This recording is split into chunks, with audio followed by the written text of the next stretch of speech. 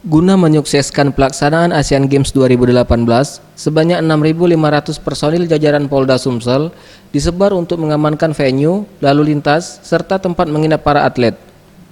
Irjen Pol Zulkarnain Adinegara, Kapolda Sumatera Selatan mengatakan, selain fokus untuk pengamanan, pihaknya juga rutin menggelar razia kejahatan jalanan seperti premanisme, copet, dan begal sebelum pelaksanaan Asian Games 2018. Hal ini dilakukan guna memberikan rasa aman dan nyaman bagi masyarakat yang datang ke Kota Palembang. Jadi kita fokus betul kepada pengamanan setiap kegiatan.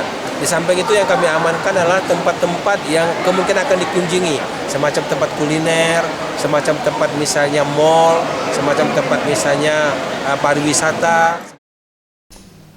Pengamanan juga dilakukan di mal dan objek wisata yang menjadi tujuan para atlet setelah bertanding. Dengan bantuan dari TNI dan jajaran lain, dirinya memastikan Palembang siap melaksanakan Asian Games 2018. Tim Liputan, Sriwijaya TV.